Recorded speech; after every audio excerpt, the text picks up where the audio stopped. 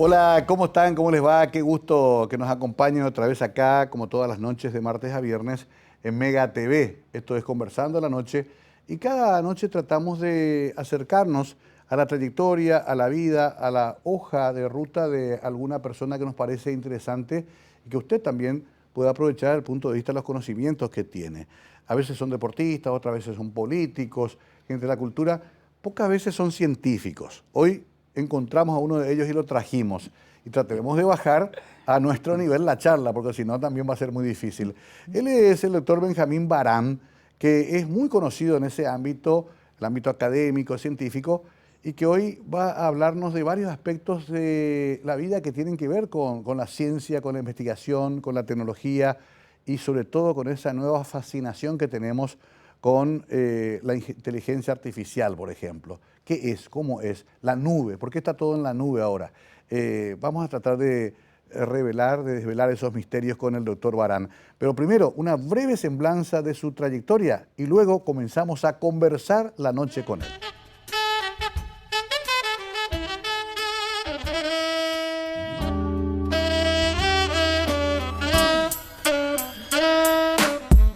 Benjamín Barán Segla nació en Asunción el 11 de diciembre de 1957. Doctor en Ciencias de Ingeniería de Sistema y Computación por la Universidad Federal de Río de Janeiro, 1993.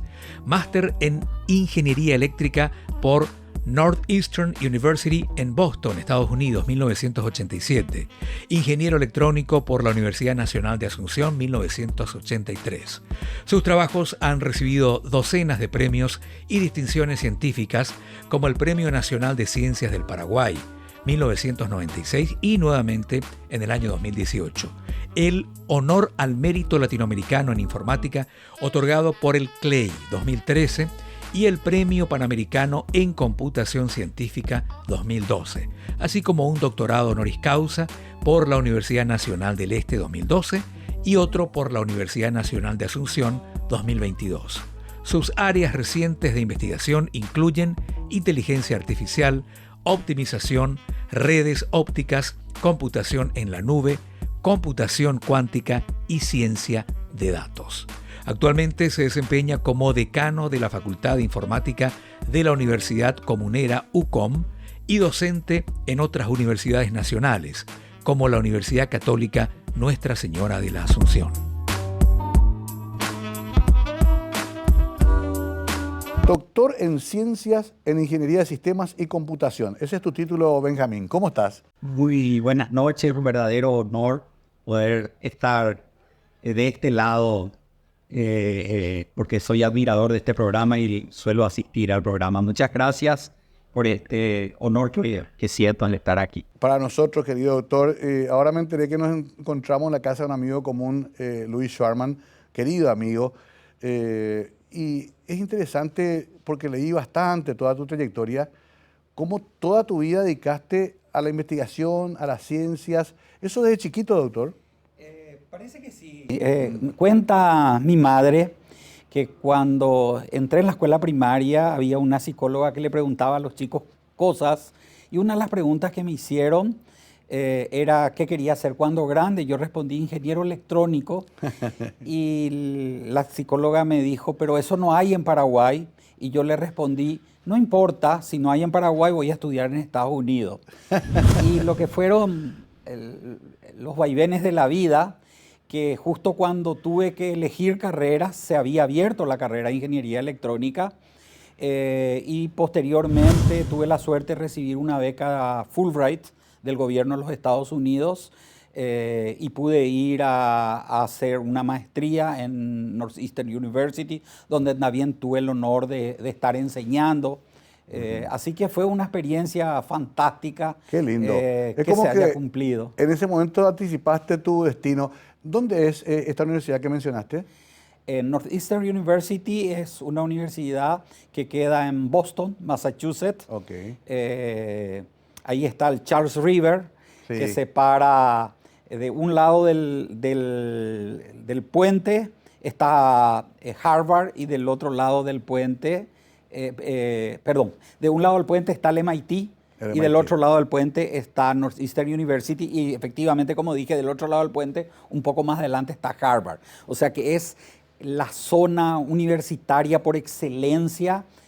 Así que muchos de los profesores que tuve en Estados Unidos eran los mismos profesores que enseñaban en estas universidades más prestigiosas. ¿En qué año era esto? Yo estuve en Estados Unidos de 1985 a 1987. Me había recibido ya de ingeniero electrónico. Claro. En febrero de 1983. En el 84 tuve el honor de ser becado por JICA para algunos cursos en Japón. Y en el 85 recibí esta beca Fulbright que me permitió hacer la maestría en Estados Unidos. Suelen decir los americanos, ¿cuál es tu major? Si vos tuvieras que definir cuál es así el caraculo que vos persististe toda tu vida en estudiar y en desarrollar. La verdad que trabajo en computación, pero si tengo que ser totalmente honesto, mi vocación y lo que me permitió hacer todo a lo largo de la vida han sido las matemáticas. El sostén principal de toda mi carrera, y lo sigue siendo hasta hoy, son las matemáticas. La matemática es una herramienta fantástica para prácticamente todas las ingenierías y hoy en día, que está tan de moda, para entender lo que realmente hace la inteligencia artificial. Uno ve la máquina como una cosa mágica, pero adentro los algoritmos se basan en modelos matemáticos, que es lo que sigo enseñando en la universidad hasta hoy en día. Qué difícil. Yo me acuerdo que estudié con Sequia, Pujol y Montiel y con mi tía Ada Sanabria Ibarrola, todas personas vinculadas a las matemáticas, y era como un terror le teníamos. Yo estudiaba arquitectura, entonces venían los ingenieros y era nuestro terror para nosotros. Pero qué interesante es lo que decís, porque en realidad nos ayudó hasta a razonar mejor el álgebra, el cálculo infinitesimal, la analítica. Te enseñan otra cosa, no solamente a hacer números y signos, ¿no? Te enseñan a pensar. Me honra que tuvimos los mismos profesores, porque tanto el profesor Francisco Pujol como Pascual Sequia fueron mis profesores en la Facultad de Ingeniería, y tuve el inmenso honor de haber sido formados por profesores de ese nivel. Quiero recordar de aquella época también a, por ejemplo, el profesor Horacio Feliciangeli, a quien hoy lo considero un amigo personal, a la doctora María Teresa Cayano, que de alguna manera fue como mi madre intelectual, la que me introdujo en el mundo de la ciencia. Me invitó a enseñar física como ayudante de cátedra en aquella época, cuando yo era todavía muy jovencito, estaba en segundo año de universidad. Y con ella viví experiencias fantásticas. Por ejemplo, construimos el primer láser en el Paraguay con el profesor Mario Gallardo del Centro de Investigaciones Ópticas de La Plata.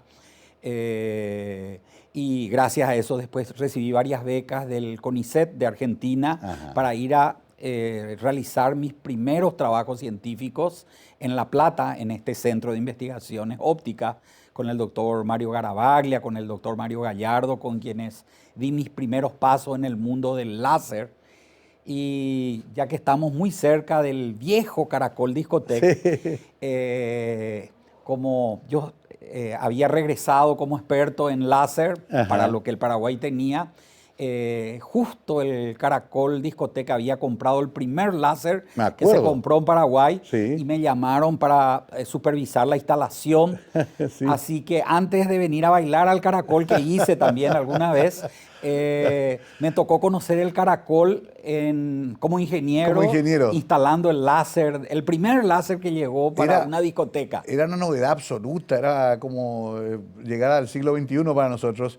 Y no era fácil porque era una máquina todavía muy difícil de operar. Era muy sencilla a lo mejor para ahora, pero para la época era una novedad absoluta. Y no había técnico acá tampoco para ello, ¿no? Qué linda época esa y qué bueno que te acordaste. Pero claro, después el láser tuvo utilizaciones fabulosas, inclusive hasta hoy en la medicina, por ejemplo, ¿no? Bueno, hoy el puntero láser usan, qué sé yo, los profesores en el colegio, los chicos en...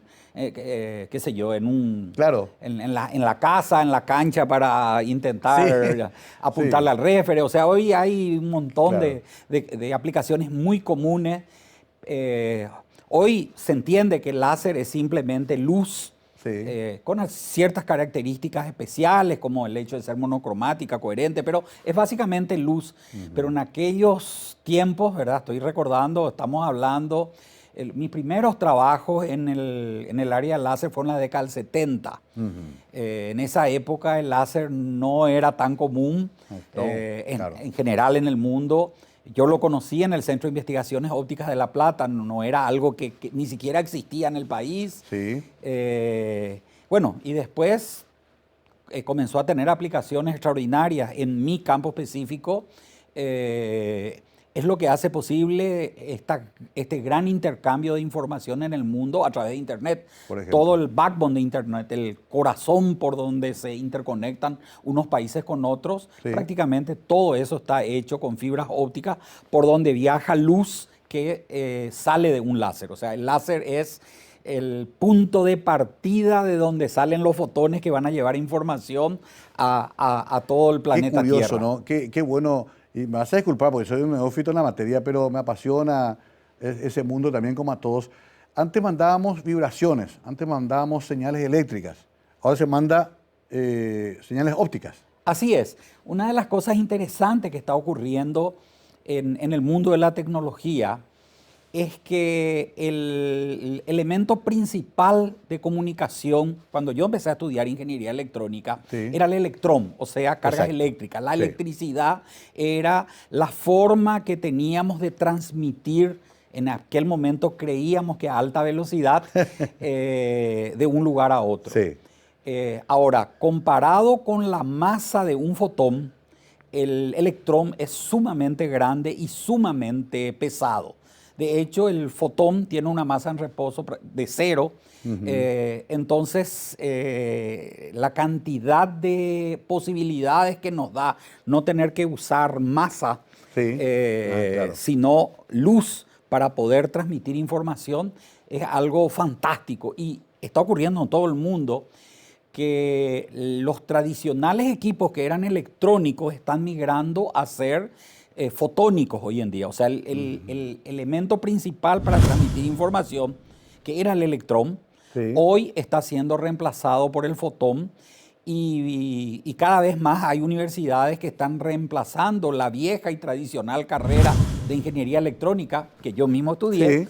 por una nueva carrera que es ingeniería fotónica, que es básicamente la misma matemática, los mismos Claro. sistemas de control, simplemente que el énfasis ya no está en mover electrones, sino en mover fotones y mover información, almacenar información Claro. mediante las características de los fotones, ¿sí? Qué bien lo explicaste, doctor, porque tenía esa duda justamente. O sea, que lo que cambió fue el soporte. Claro, digamos, antes teníamos una pelota grande y Sí. pesada.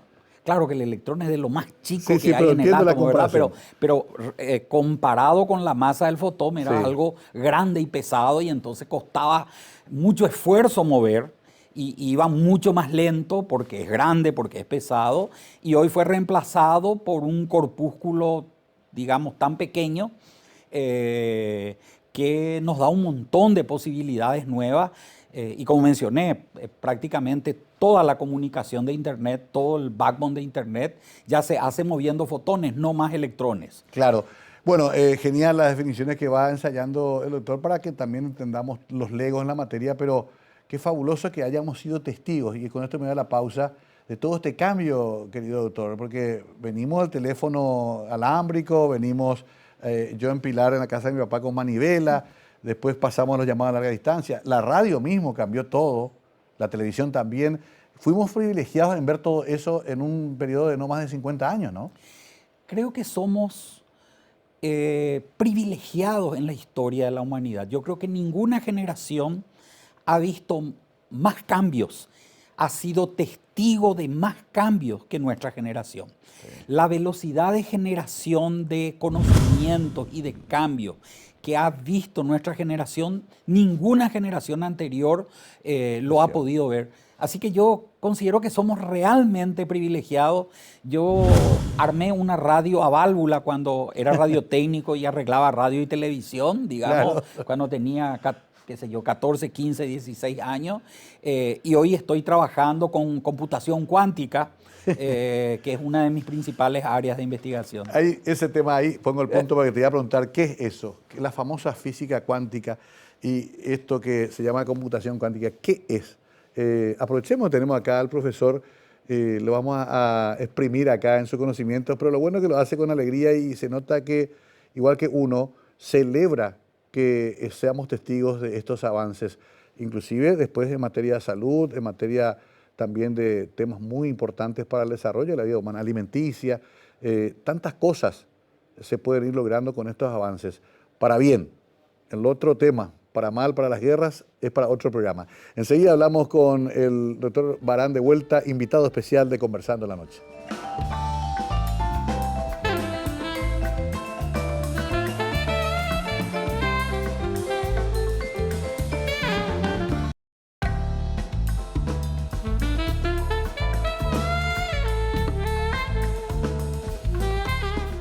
Doctorado honoris causa, Universidad Nacional Asunción, Premio Nacional de Ciencias 2020, Global Challenge, Benjamin Meeker, Visiting Professorship 2019 en Bristol, Gran Bretaña. Si no voy a parar más, acá sí sigo. Tenemos premios, reconocimientos, doctorados. Es impresionante cómo, doctor, aparte de tu trabajo habitual, desarrollaste una larga carrera académica. Una cosa no se contrapuso a la otra, porque hay que vivir de algo también, no solamente de la intelectualidad. La verdad que uno de los grandes desafíos como paraguayo ha sido buscar un justo equilibrio. Debo reconocer que para mi familia ese justo equilibrio realmente consistió en sacrificar muchas horas de familia, de amigos, de distracción para en la práctica equilibrar dos actividades laborales que llevaban 8 horas por día, pero entonces hacía que a lo largo de la vida mi actividad sea de un promedio de 16 y no de 8, porque por un lado tenía que mantener la familia y para los que hacemos actividad docente eso implica dar muchas horas de clases. Exacto. Y por otro lado, la vida científica, que es muy competitiva, y para publicar un trabajo científico uno no compite con los colegas de Paraguay, ni siquiera con los colegas de América Latina, uno compite con los mejores científicos de los mejores centros de investigación. A veces resultaba difícil para nosotros que teníamos ideas que creíamos que eran fantásticas, pero los computadores para probar si la idea era fantástica o no estaban en los grandes centros del mundo y teníamos que resignarnos o a contar nuestra idea a algún colega que se encuentre en una universidad que tenga los laboratorios adecuados, o postergar las ideas para más adelante. Así que realmente los comienzos han sido muy difíciles. Cuando llegué, después de haber concluido el doctorado en Río de Janeiro, no teníamos posgrados científicos en mi especialidad en el país. Había algunos intentos de maestrías en la universidad, pero eran esas maestrías más tecnológicas, digamos. Ya. Así que para poder tener gente formada, mi primer gran desafío fue abrir una maestría científica, que por suerte lo pudimos hacer en la Universidad Nacional de Asunción. Ya para ese entonces estaba trabajando como director de investigación del Centro Nacional de Computación, y con la ayuda de la Facultad de Ingeniería primero y de la Facultad Politécnica, que se sumó después al emprendimiento, tuvimos a nuestros primeros estudiantes de maestría, que fueron mis primeros colegas, coautores de los primeros trabajos científicos que pude publicar desde Paraguay, hechos 100% en Paraguay. Porque hasta ese momento mis trabajos científicos eran realizados principalmente en las universidades donde estuve con mis profesores o colegas de aquellos países. Entiendo. Pero los primeros trabajos auténticamente paraguayos, digamos, nacen a fines de los 90 con mis alumnos de maestría. ¿Cuántos trabajos científicos publicados en revistas tendrías, más o menos? Habría que entrar en Google Scholar, que tiene los números exactos, pero según Google Scholar, deben ser algunos pocos centenares de trabajos científicos. Yo te iba a decir 20, 30. No. Pocos centenares. Algunos pocos centenares. Son muchos años, tengo muchos años. ¿Cuántos años tenés, doctor? Somos contemporáneos, me parece. Sí, somos más o menos ¿Cuánto? contemporáneos. ¿60 y algo? 65, cumplo 66 ¿Te das este cuenta, año. no? Estamos Sí. todavía. Todavía da para mucho. Solamente que como empecé mi vida científica, como comenté, muy jovencito, Sí. Todavía como alumno de la Facultad de Ingeniería, y más o menos en promedio consigo publicar una media docena de trabajos científicos por año. Por año. Entonces uno agarra y dice, bueno, 45, 50 años de trabajo por 6 artículos, sí da un número importante. Claro. Conste que no es lo único que haces. Es lo que mencioné. En realidad, tenés que hacer varias otras cosas. tuve desafío, y el gran desafío fue poder mantener y sostener una vida científica con una familia a la cual tenía que mantener. Desde luego que los primeros años vivía en casa de mis padres. Sí. Recuerdo una anécdota, si me permiten, Sí, cómo que no. para mí fue muy marcante en mi vida. Yo enseñaba prácticamente de 7 de la mañana a 10 de la noche, como cualquier profesor en este país, Cierto. nada diferente. Y mi señora me dice, bueno, ¿qué te parece si algún día soñamos en dejar de vivir en casa de tus padres y pensamos por lo menos en tener una cama propia? Porque todavía no logramos ni comprar la cama propia. Entonces yo le dije, bueno, los sábados yo todavía no enseño hasta más tarde, voy a enseñar una hora más. Siempre mis hijos se ríen porque yo todo resuelvo enseñando una hora más. Y mi señora me dice, no me entendiste. Yo no quiero que enseñes una hora más. Yo quiero que enseñes muchas horas menos. Claro.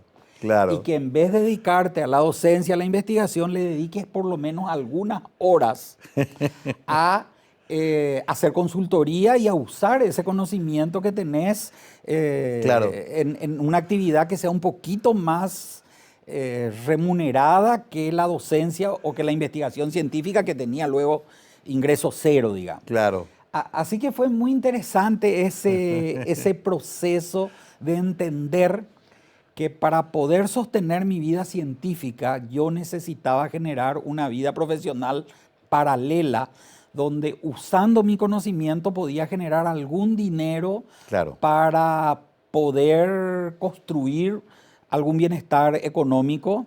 Y ahí es que te pusiste a asesorar empresas y proyectos también, ¿no? Ahí fue donde casualmente mi esposa me consiguió el primer cliente. Una persona, lo recuerdo con tanto cariño, fue un gran profesor que me voy a permitir dar su nombre, si me permite. Franklin Kennedy de London Import. Claro, lo conozco, tenía querido amigo. un cierto problema con los equipos informáticos, como casi todas las empresas del país en aquella época. Había escuchado hablar de mí, entonces me llamó por teléfono para que lo asesore. Y la primera llamada de él, yo le dije, le pido disculpas, estoy muy ocupado, doy clases de 7 de la mañana a 10 de la noche, tengo mi proyecto de investigación, no le puedo aceptar. No sé de dónde tuvo la genialidad don Franklin consiguió el número y le llamó a mi esposa y le dijo, es muy extraño su esposo, le ofrecí trabajo y no me dio ni el precio, me dijo que no antes de preguntar, y mi señora le dice, ¿y usted cuánto está dispuesto a pagar? Y el resto de la historia me imagino que es obvio cómo terminó, ¿verdad? O sea, tu señora hizo de intermediaria. ¿Cómo se llama tu señora? Se llama Rosana. Sí. Y a Dios gracias, más de 40 años que estamos construyendo esta familia. ¿Y cuántos hijos tuvieron? Una verdadera heroína, digamos, porque ahora es muy lindo, pero cuando vivíamos en Estados Unidos había que salir a limpiar casas, todo. Cuidar ancianos, cuidar criaturas.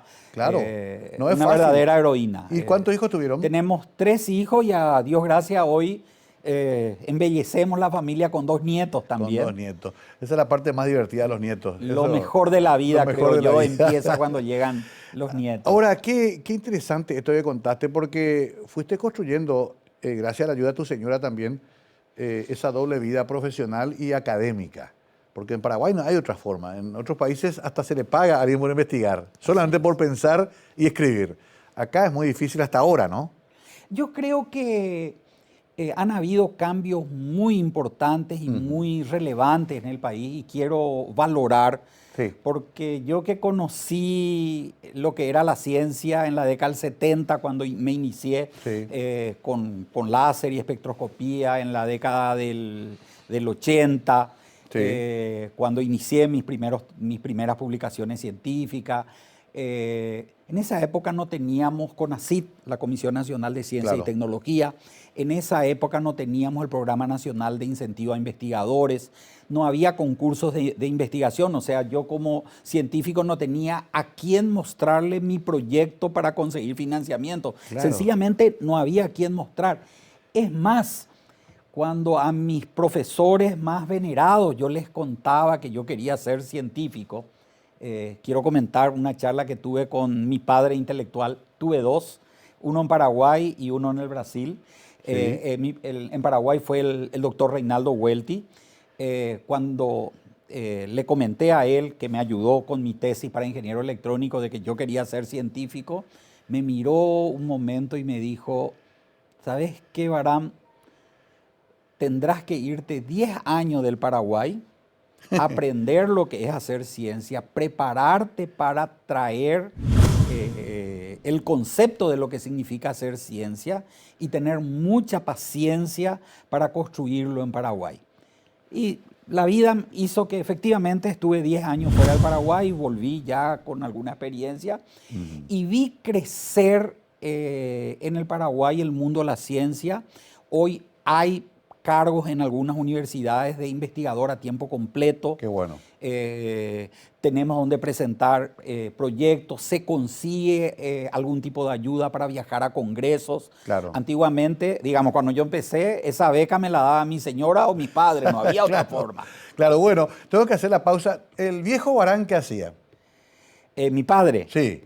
porque mi abuelo también era el viejo Barán viejo para mí, Barán. así que mi padre... ¿Cómo se llamaba o se llama? Manfredo, no, ya Claro. falleció hace Manfredo muchos Barán. años. Lastimosamente, él era mi soporte para hacer el doctorado y no me vio terminando mi Qué doctorado. bárbaro. ¿Qué Falleció era unos él? meses antes. ¿Qué hacía él?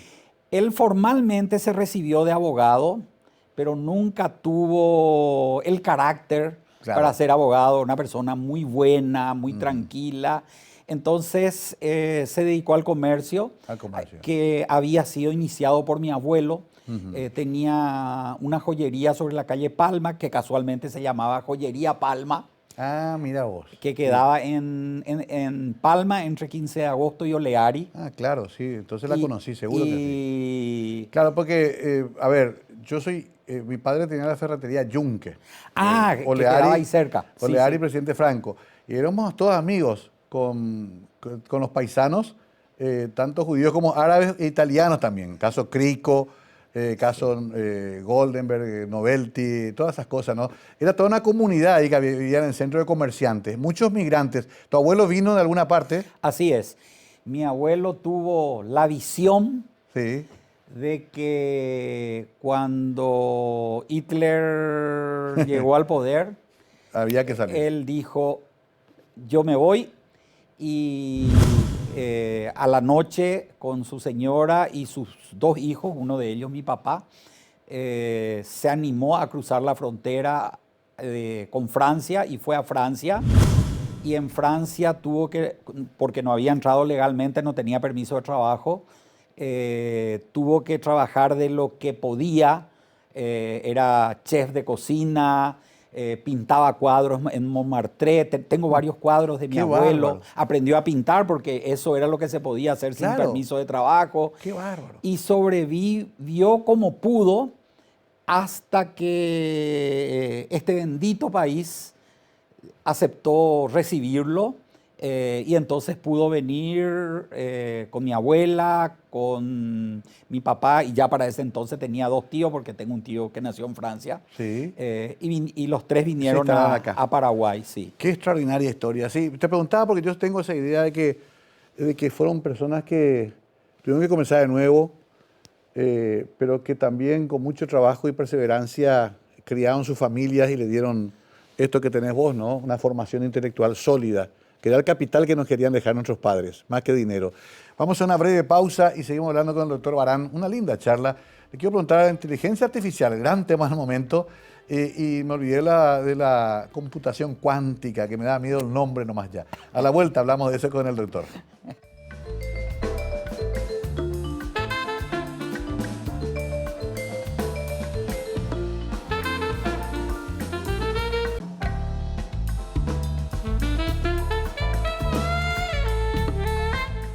Bueno, es apasionante hablar con el doctor Barán porque son temas tan aparentemente difíciles, impenetrables, pero él lo simplifica. Y ahí quiero ir rápido, tipo pregunta y respuesta. Cuando hablaste de computación cuántica, se habla de física cuántica también. ¿De qué hablamos, ingeniero? La física cuántica permitió construir un computador absolutamente diferente en cuanto a sus principios físicos. Ajá. A estos computadores que voy a llamar tradicionales que tenemos en nuestras manos, como por ejemplo el celular, Sí. la laptop, el computador Claro. de la casa, etc. Sí. Estos computadores tradicionales básicamente trabajan con bits, Sí. que básicamente es información que se guarda en forma de dos estados posibles. Por ejemplo, 0,1, Ajá. prendido, apagado, Sí. etcétera. ¿Sí? Solamente hay dos valores posibles y la información se guarda de esa manera. Esa es la computación clásica, la computación tradicional, que sirve para estudiar la mecánica tradicional, la física tradicional. Claro. Ahora, cuando a partir del siglo XX se desarrolla una nueva física, claramente comienza a notarse que se requería ciertos cálculos que estos computadores tradicionales tenían muchas dificultades en hacer o sencillamente no se podían Claro. hacer. Entonces, Richard Feynman, premio Nobel de Física, en una famosa lecture, le llaman en Estados Unidos, en una famosa conferencia, Sí. dijo,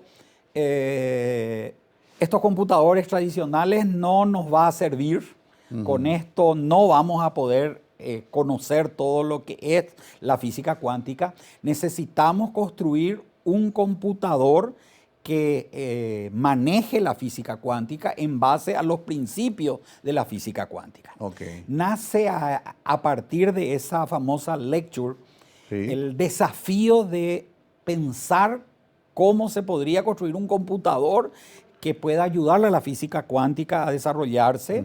Y bueno, los científicos empiezan a hacer propuestas, trabajos teóricos muy matemáticos. Sí.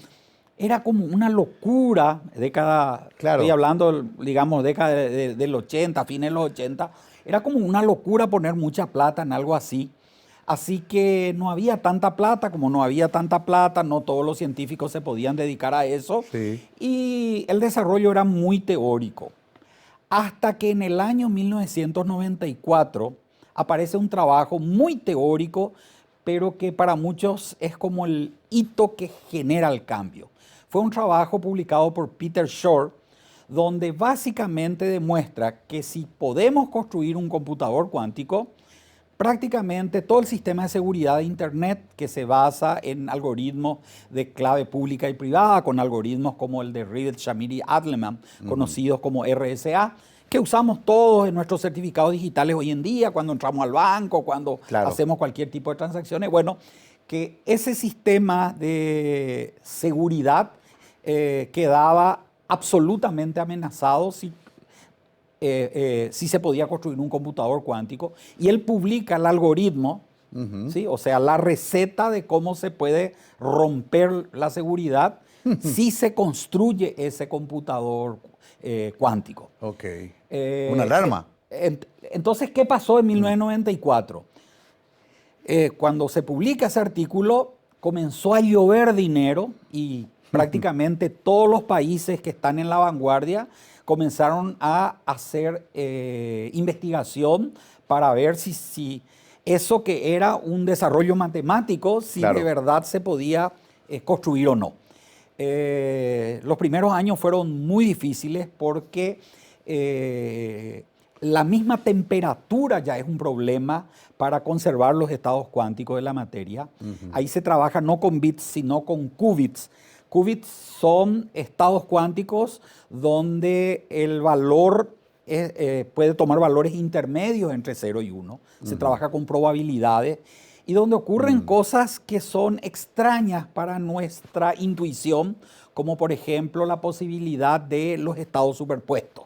Hay una famosa paradoja, que es la paradoja del gato de Schrödinger, que pueden buscar en internet. El gato de Schrödinger. El famoso gato de Schrödinger, sí, que hay chistes y hay un montón que está vivo pero está muerto y que en realidad cuando uno hace la medición, o sea, abre la caja, es donde él muere o vive, pero hasta ese momento está en un estado superpuesto. Bueno, todas esas cosas muy extrañas que enseñamos en los cursos de doctorado que dicto en la Universidad Nacional de Asunción, porque justo enseño esta materia, computación cuántica.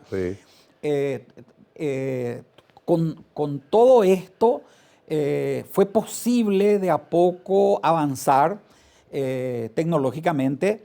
Se tuvieron que resolver problemas muy grandes, como por ejemplo cómo bajar la temperatura a casi el cero absoluto para poder controlar a esos fotones, a esos electrones, a esos corpúsculos que van a guardar esos bits cuánticos o qubits para procesar información. Y bueno, y a partir de ahí comenzaron a hacerse grandes logros. Primero fue una empresa básicamente canadiense, D-Wave, la que dijo, yo ya tengo un computador cuántico acá a la venta. Algunos pudieron comprar, por ejemplo, el Departamento de Energía de los Estados Unidos, Google, pero digamos, fueron muy pocos al comienzo. Muy limitados, eran muy costosos y eran de uso específico. ¿Cómo fue la computación? Al principio. Al principio, digamos, había un circuito que sumaba. No era un computador que yo cambiaba de programa, hacía un clic en el mouse y digamos, la radio se convertía en un procesador de texto. Al principio las máquinas hacían una sola cosa. Estas máquinas actuales de procesamiento general que puede hacer muchas cosas, demoró un poco en que salga. Bueno, los computadores cuánticos, los primeros eran muy específicos. Claro, y cuando se comenzaron a obtener los primeros resultados ya en el nuevo milenio, la carrera se aceleró. La implicancia que esto tiene en áreas como procesamiento de la inteligencia artificial puede ser enorme, en áreas de búsqueda. Se logra aceleraciones del tipo exponencial en ciertas operaciones matemáticas como transformada de Fourier, que es algo que usamos mucho los ingenieros, los físicos, etc. Y para hacer corta la historia, en el año 2019, los ingenieros de Google publican un artículo científico que de vuelta es un hito muy importante, diciendo que se había logrado la supremacía cuántica. ¿Qué quiere decir la supremacía cuántica? Que fue posible con un computador cuántico en la práctica y de verdad resolver en unos pocos milisegundos un problema que los computadores tradicionales, los supercomputadores que podamos tener, requerirían miles de años de cálculo para poder resolver. ¡Qué bárbaro! Obviamente, lo cual abre todo un universo nuevo. Es un universo absolutamente nuevo. Obviamente no quiere decir que haga lo mismo más rápido. No. Hay ciertos tipos de problemas, entre paréntesis, muy importantes para la física, para la ingeniería, para la economía, que con estos computadores cuánticos se pueden resolver, que con los computadores clásicos llevaría muchísimo tiempo. Hay algunas actividades, sobre todo la interfase hombre-máquina, que es mucho más agradable en los computadores tradicionales y de hecho los computadores tradicionales se usan como interfase con estos computadores cuánticos. Entiendo. Y a partir de ahí se generó un gran debate porque IBM sacó a la venta computadores cuánticos. De hecho, tiene disponible, conectado en internet, computadores cuánticos muy chiquitos para que los investigadores de todo el mundo podamos usarlos y ver comenzar a experimentar en la práctica qué hace y qué no hace. Claro. Y la parte más apasionante de toda esta historia es que Cuando China vio que Estados Unidos anunció la supremacía cuántica, puso su mayor esfuerzo y China anunció que logró resolver problemas más importantes y más complejos con estos computadores cuánticos y que dominaba aún mejor que los Estados Unidos este concepto de la supremacía cuántica. Así que estuve hablando de qué interesante es nuestra vida por la cantidad apasionante de cambios, de tecnologías nuevas que van apareciendo.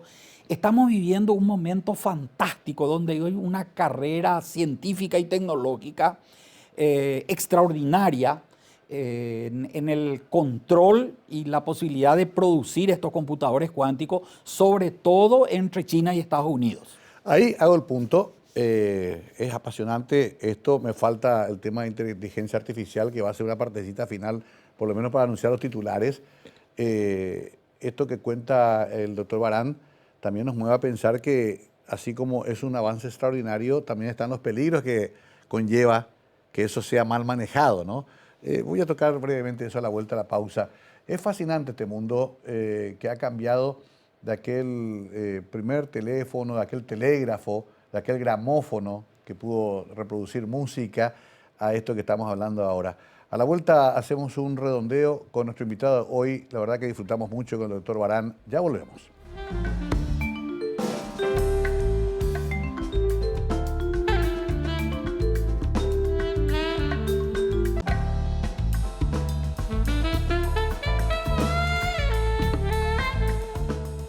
El mundo entero está hablando de la inteligencia artificial. La verdad es que lo invité a Barán para hablar de esto, pero es tan apasionante todo lo otro que desarrollamos eso para entender también la evolución. ¿Cómo se llegó a esta famosa AI? Dicen los americanos, nosotros decimos IA. ¿Qué es y cómo se desarrolló esto?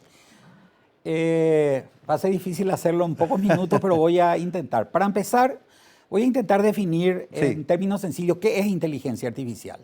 Básicamente es una máquina, un sistema que intenta hacer cosas que hacemos los humanos, asumiendo que los humanos somos inteligentes. Okay. ¿Sí? Entonces, la máquina que hace cosas que hacen los humanos, entonces vamos a llamar, y de hecho, el famoso Alan Turing, el de la película, que lo conocemos de la película Código Enigma, él en 1950 publicó un artículo con un test, con una prueba que se llama test de Turing, para diferenciar o para poder decir que una máquina es inteligente.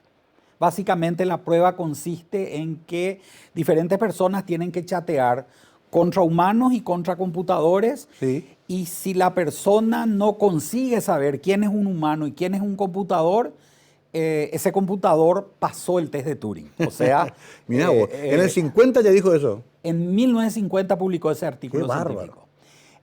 Así que a partir de ahí hubieron muchos desarrollos matemáticos para intentar convertir en realidad ese sueño, digamos, con grandes fracasos y pocos triunfos al comienzo. Tanto es así que la década del 70 se conoce con el nombre del primer invierno de la inteligencia artificial, porque se trabajó toda la década del 50, toda la década del 60, hay desarrollos matemáticos fantásticos. Y bajó en 70. Pero lo que pasó es que no se podía producir algo que comercialmente justifique tanta investigación. No se podía vender nada que sea realmente interesante. Entonces en la década del 70 desapareció el dinero para subvencionar las investigaciones y con ello desaparecieron mayormente. Hay muy pocos trabajos científicos, muy pocos avances en la década del 70. En el 80 pasó algo fantástico. Japón dijo: acá hay un lenguaje que se llama Prolog, que es un lenguaje de quinta generación que nos va a permitir desarrollar la inteligencia artificial y invierte de forma pesada en el desarrollo de la inteligencia artificial. Esos años yo estaba cursando mi maestría en Boston, así que aprendí Prolog. Y cuando terminé la maestría volví al Paraguay, estuve enseñando Prolog aquí, esperando que la década del 80 iba a ser el boom de la inteligencia artificial. Pero nuevamente, a la hora de la verdad, esos productos que iban a revolucionar la sociedad no llegaron a concretarse y económicamente no avanzó lo suficiente. Sí. Así que fue en la década del 90 donde empezamos a ver los primeros productos donde decimos, bueno, ahora sí vemos que hay algo importante. Por ejemplo, recordarán el famoso match de ajedrez, el juego ciencia, ¿cierto?, entre el Deep Blue de IBM y Garry Kasparov en el año 1997, que a todos los amantes del ajedrez nos dejó boquiabierto. El computador le ganó al campeón del mundo de ajedrez. A la mente más brillante del ajedrez mundial. De aquel momento, Sí, que era la promesa del ajedrez, que se creía que nadie lo iba a poder destronar. me acuerdo. Y a partir de ahí la gente dijo, bueno, pero esto parece que es algo serio. Entonces, la inversión en productos en el mercado fue muy grande. Hubieron otros logros así de importantes, pero tal vez no pasó un poco más desapercibido. Por ejemplo, el Go es un juego de tablero mucho más complejo que el ajedrez, y durante bastantes años creímos que todavía los seres humanos le íbamos a ganar al computador, pero de vuelta pasó lo mismo. El computador terminó ganando en un match a los grandes maestros de Go y demostrando que estas máquinas, que al principio tenían la idea de hacer algo que nosotros sabemos hacer, como jugar ajedrez o jugar Go, al final iban aprendiendo y se iban perfeccionando y nos terminaban ganando en aquello que nosotros mismos le enseñamos a jugar. Y se terminaron convirtiendo en herramientas fundamentales para el desarrollo científico. Hay desarrollos científicos muy importantes, como la estructura de las proteínas, por ejemplo. Claro. Que no hubiese sido posible sin la inteligencia artificial. Claro, ahí, bueno, lastimosamente se nos va el tiempo, pero entendí bien el camino y cómo se usan esos elementos casi promocionales, publicitarios, como el ajedrez y el Go, para explicar qué es, para atraer interés, inversión, pero después se desarrolla todo lo otro que es importante realmente, ¿no? Es la ciencia, que es la medicina, que es el avance de la humanidad. Quiero hacerte una propuesta, querido doctor. Hablar otro día solamente de esto. Dejamos ahora introducido el tema, inteligencia artificial, y desarrollar en otro programa más adelante solamente este tema, porque se me acabó el tiempo. Pero tengo una última pregunta. ¿Corremos el riesgo de que esa inteligencia artificial termine superando como una especie de historia de ciencia ficción al ser humano, o doblegándolo o dominándolo al ser humano, ya sea por robótica, ya sea por otras cuestiones, pero no estamos jugando casi en el borde mismo del sentido mismo de la creación del ser humano? Me encantaría el análisis de lo que está ocurriendo dejar para ese programa, porque no hablamos de ChatGPT y un montón de cosas maravillosas, se acabó el tiempo. Pero voy a comentar que la capacidad del ser humano crece linealmente y no mucho de generación en generación. Sí. Pero el crecimiento de la capacidad del computador está creciendo exponencialmente. Sí.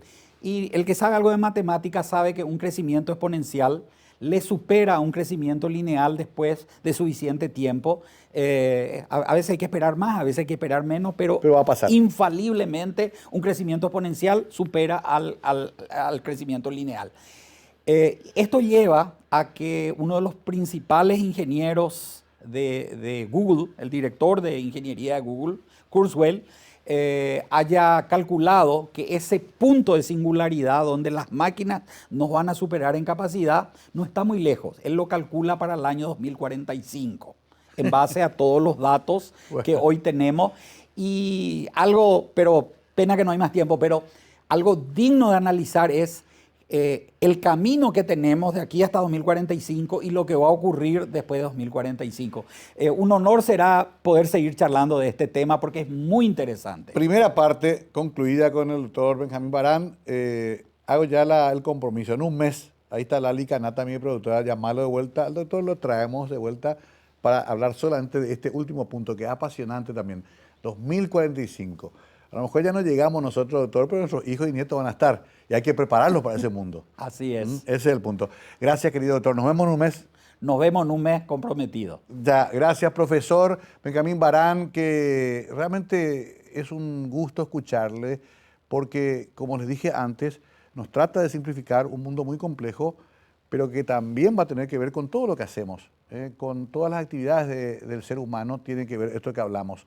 No es tan abstracto como creemos, pero eso será materia para una próxima charla. Por el momento decimos gracias por la sintonía. Tengan ustedes muy buenas noches.